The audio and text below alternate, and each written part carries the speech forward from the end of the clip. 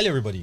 So this is quite interesting, right? In 2021, the United Nations and a bunch of countries actually met. Okay, that's a very weird statement, but yeah, the United Nations met, and inside that meeting, they decided to sign a pact to protect the rights of the citizens on the internet. But guess what? A bunch of African countries signed that pact, but broke that promise. Nigeria in 2021 decided to ban Twitter, and a lot of African countries, Sudan, for instance, have shut down the internet several times. Now, what am I trying to say is African governments say one thing, but then go on to do something entirely different. So if you find that citizens find it difficult to trust, the government, these are the issues we're talking about. So Nigeria today this is the first podcast in the era of a new dispensation, a new President Bola Ahmed Tinubu. Yeah, it's quite interesting that the very, very first thing we have to be dealing with is subsidy removal. And Ogheneruemu and Bolu, we've been talking about this before we started this podcast. Subsidy is supposed to, that is the promise of subsidy removal. Subsidy is supposed to release money, to block pockets of corruption in Nigeria's petroleum industry. It's not doing that. No, nothing has happened yet. So the idea is, okay, they're removing subsidy, right? Okay. That promise of subsidy removal, that is my concern. Because at the end of the day, I was talking with my friend this morning, like, see, is it that if you don't agree to this subsidy removal, you are not smart? Because for me, I know, yes, subsidy removal is supposed to bring a lot of benefits to the country, but so I mean, if it was a phased removal, maybe gradually, it would have been a better option.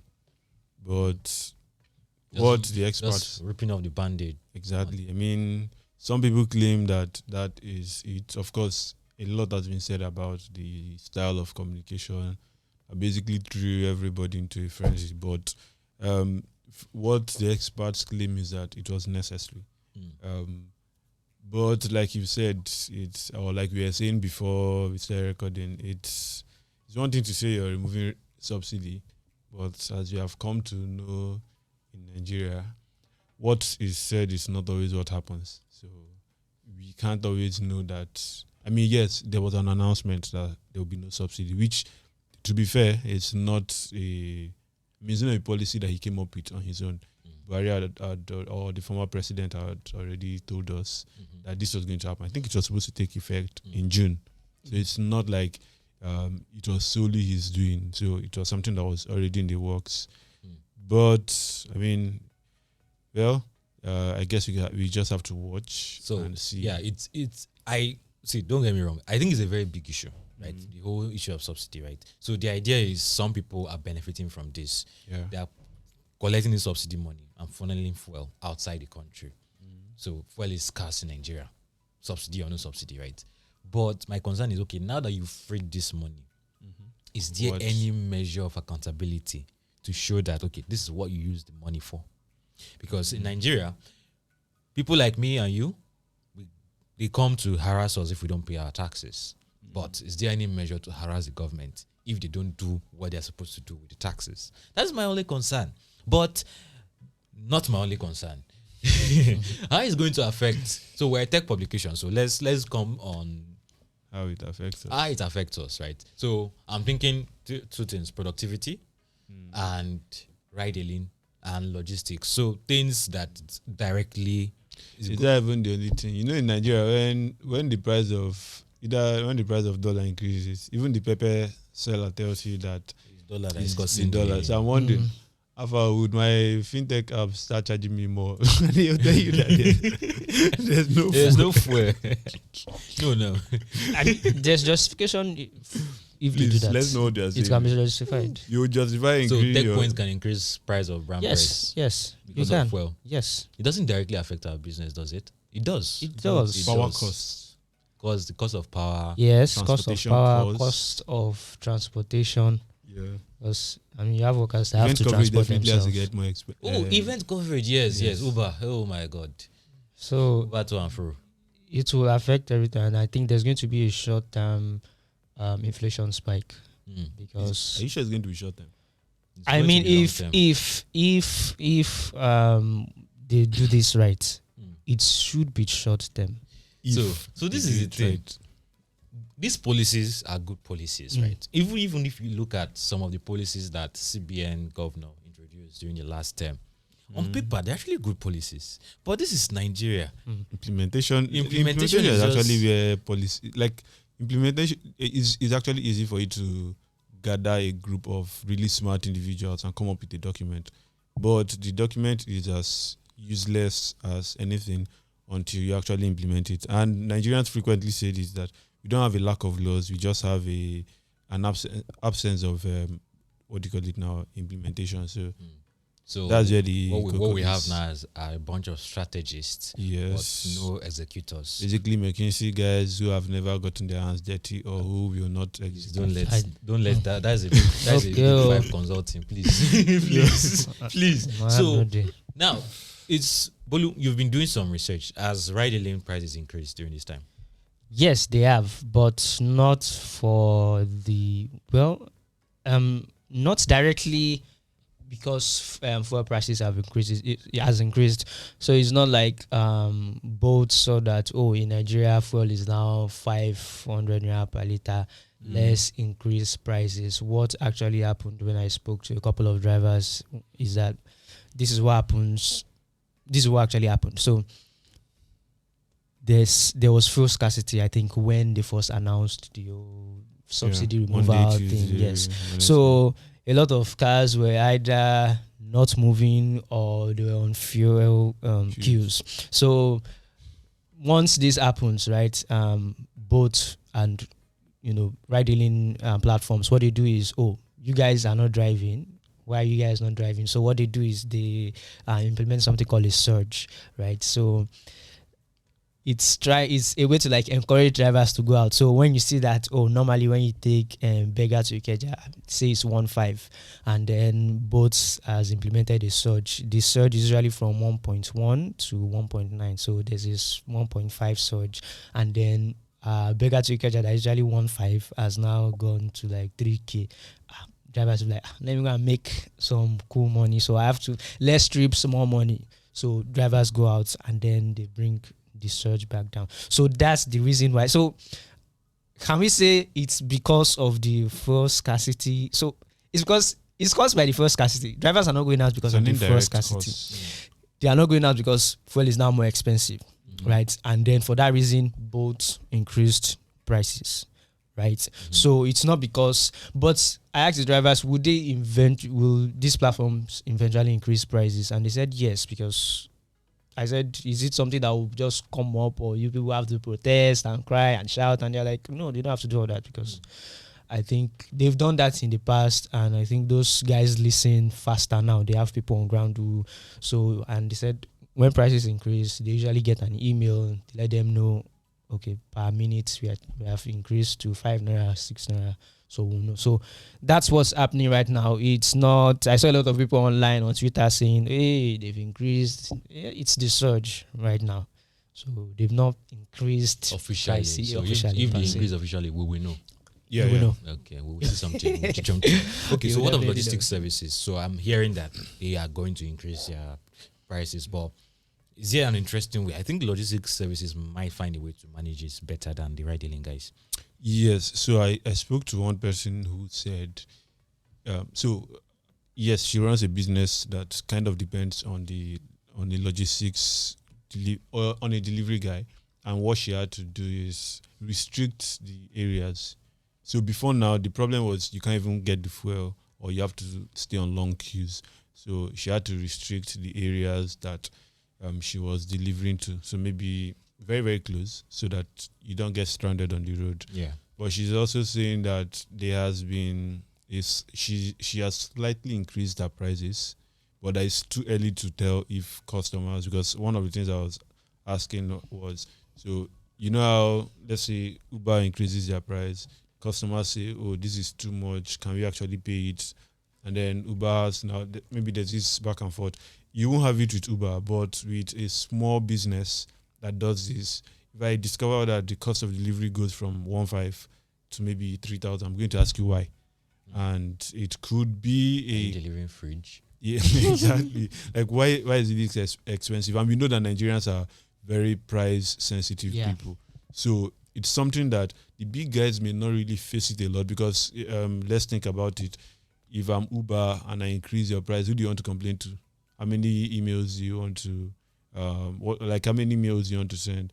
But if I'm a business that maybe I sell food and you say you can't use me, immediately you cancel the order and you go, right? And then I probably don't even have a very large customer base. So over time, it multiplies, and then these guys, I don't know, it's too early to say, but right now you can see that the cost of delivery is higher.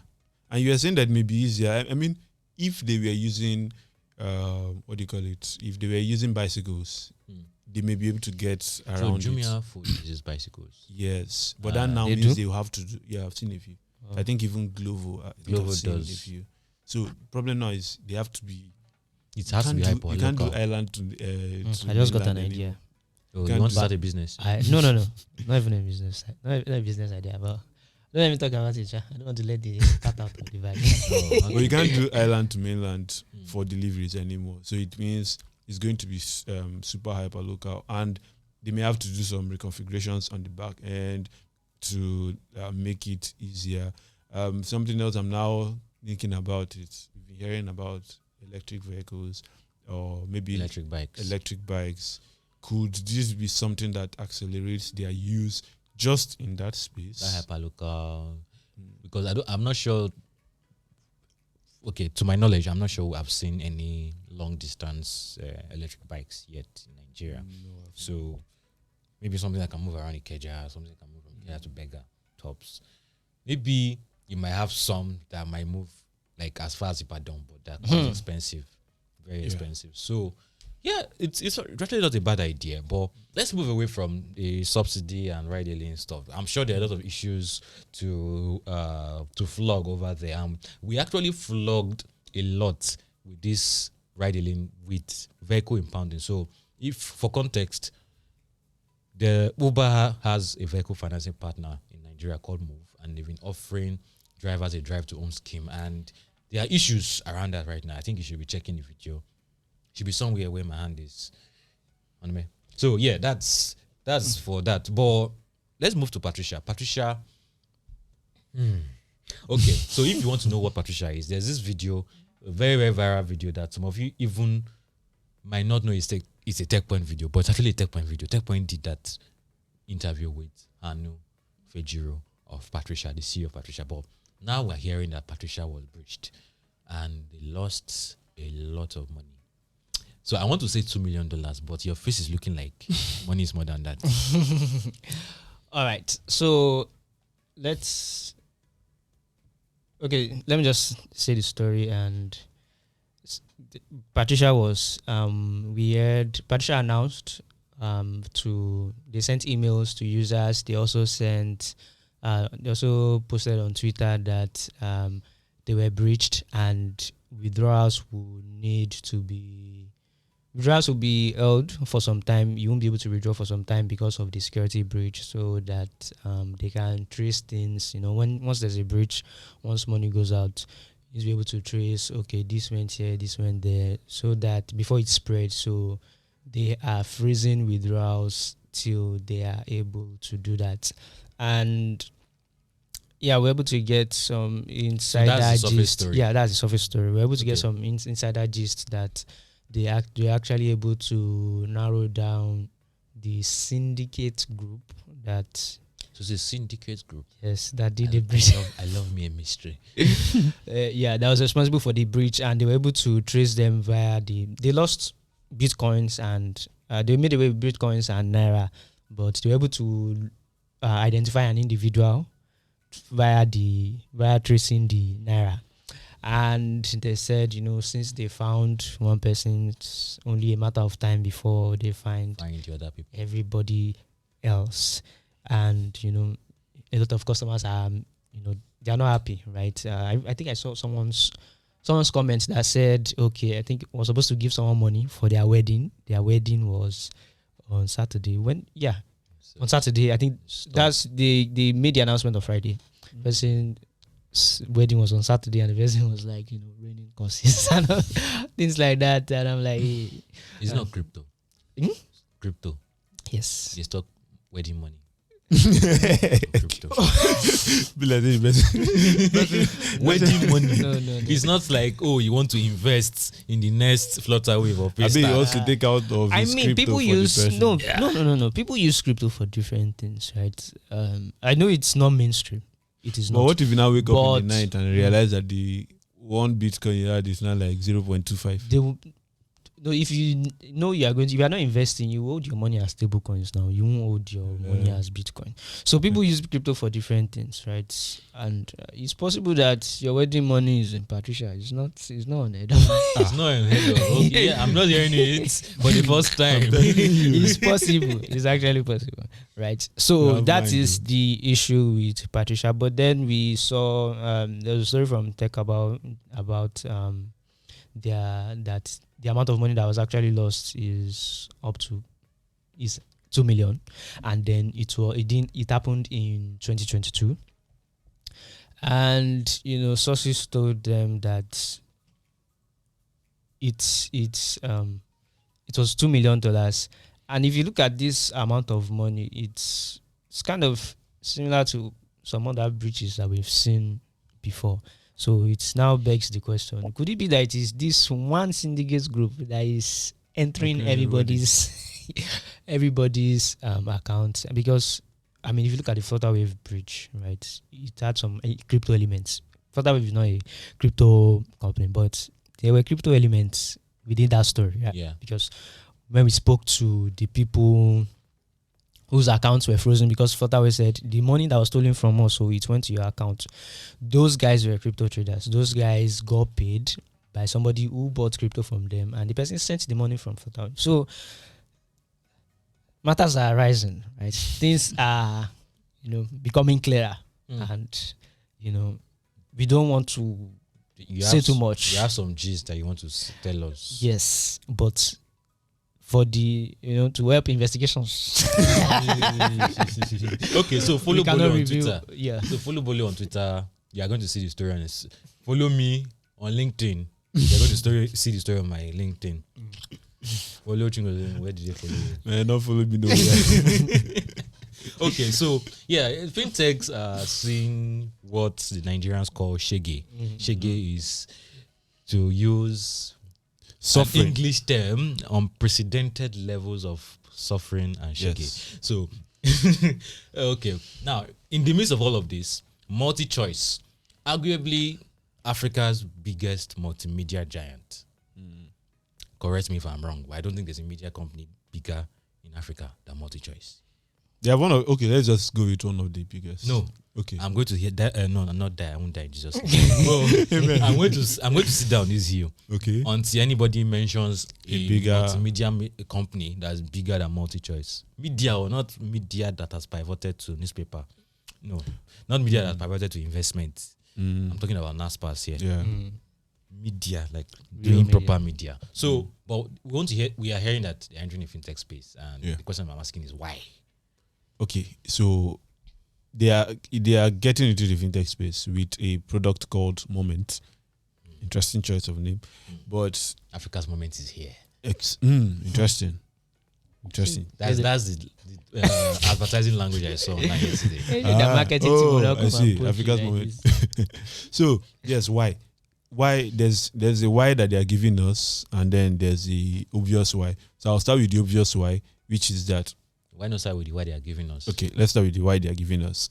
So the CEO of MultiChoice says that right now they process about 22 million payments monthly across all their markets, and this comes to about $3.5 billion annually. So that's huge. And for them to do this, they have to work. They work with payment partners. I know that they use InterSwitch or QuickTeller and Verve cards. So they process both quick teller payments, Verve cards. I know they also have a payment option on Showmax for which you can use MTN airtime to pay, and there's something they call a Showmax voucher. So that's for Nigeria.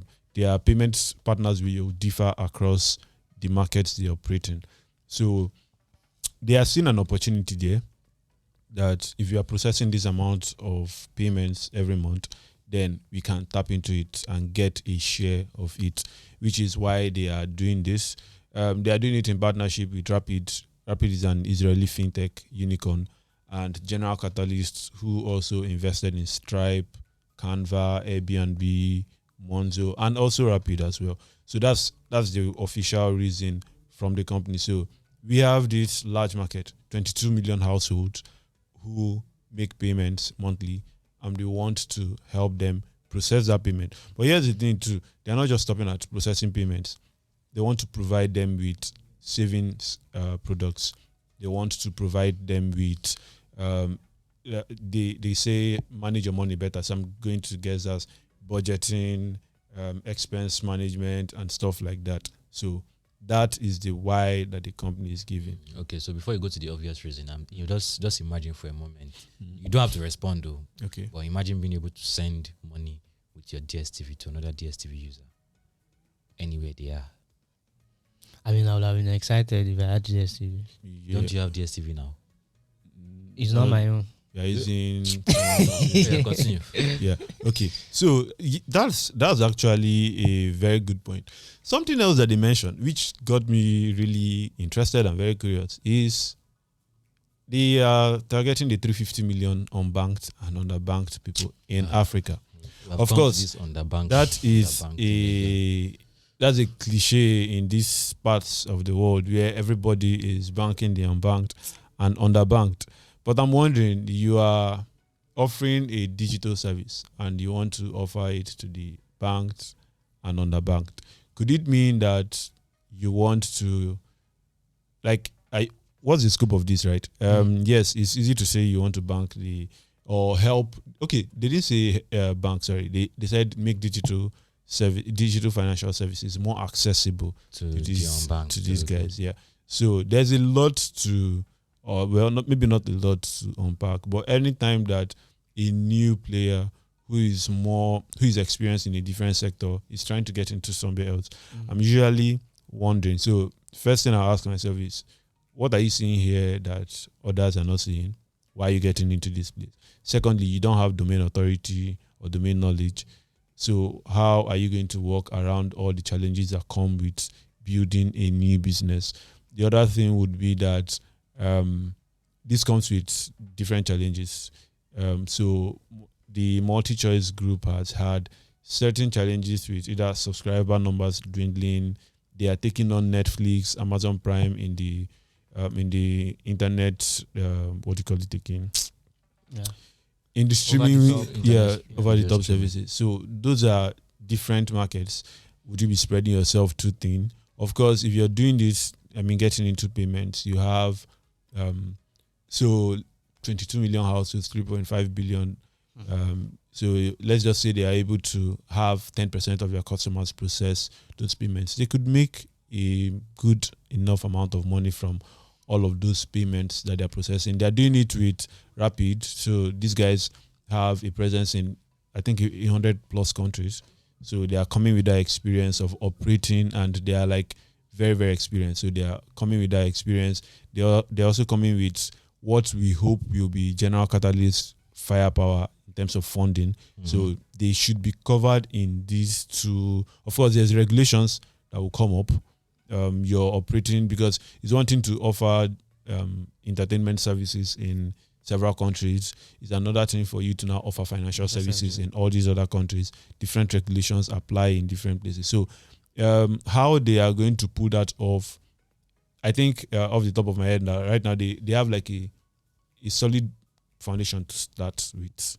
But I'm still not too convinced about their prospects. Yeah, because I do not really care about the payment provider that I use. For example, if I go to your website and you tell me pay with Paystack or pay with Flutterwave, I just go with the person that I've used a lot more, right?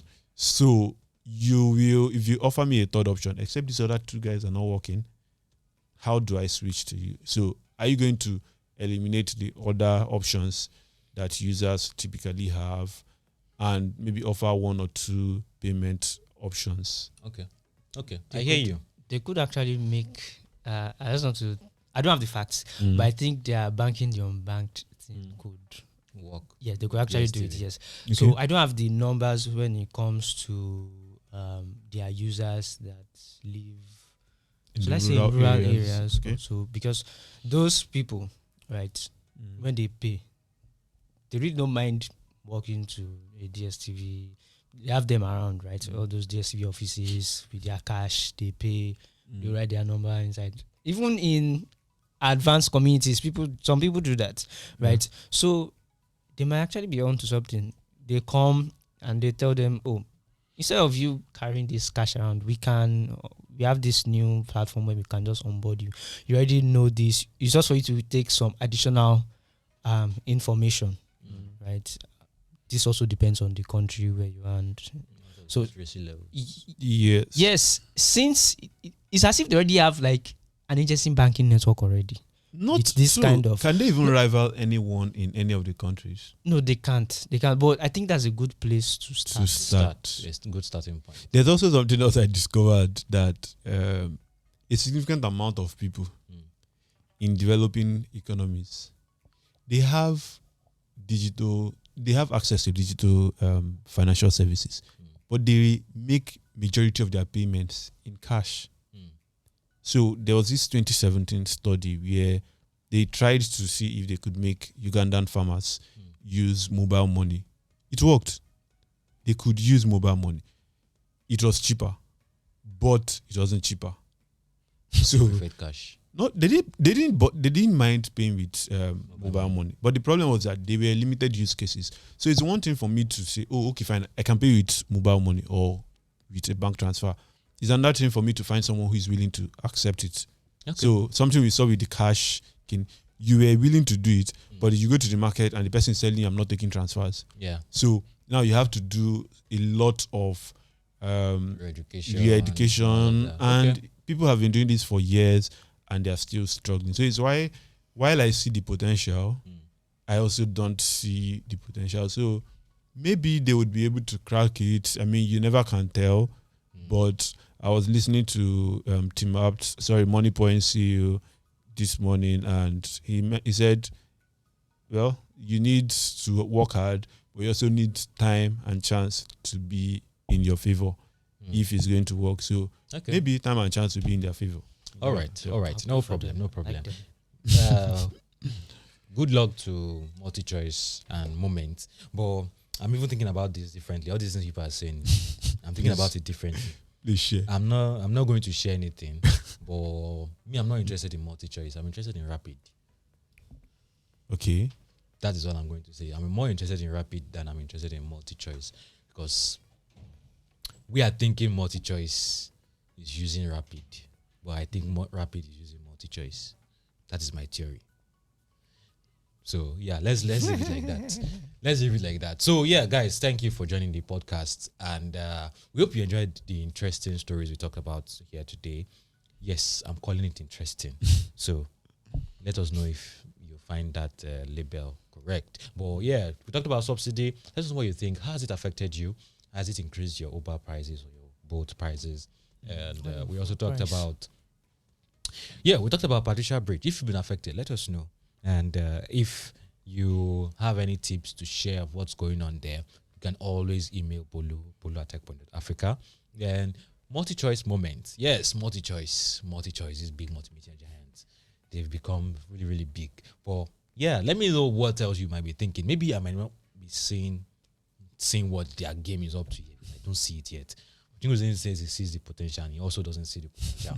But yeah, farewell to him. And the video for Lagos Startup Expo, that video encapsulates everything the Lagos Startup Expo was about. It shows how we defied the odds to make that event happen. Like, I don't think any event like that has happened in the West African market or Sub-Saharan Africa. I'm going to You guys in should the tech space. Yeah, tech space. An event in the startup or tech space has happened like that. So yeah, watch that video. We'll be linking to it, and don't forget to subscribe to our newsletters, Fintech Today, where you're going to be seeing more of MultiChoice moments, and you're going to be talking with Nifemi to explore the future of work, how this whole subsidy thing. You guys start pushing agenda for remote work or something. Yeah. So okay, guys. So thank you for joining us today. Don't forget to like, share, subscribe, and if you're watching us, if you are listening to us on any of our channels, you know where to find us. Bolu. Yes, you can always find us on Google Podcast, Apple Podcasts, Spotify, Heart Radio, and anywhere else you get your podcast. All right, people. Bye-bye. All right.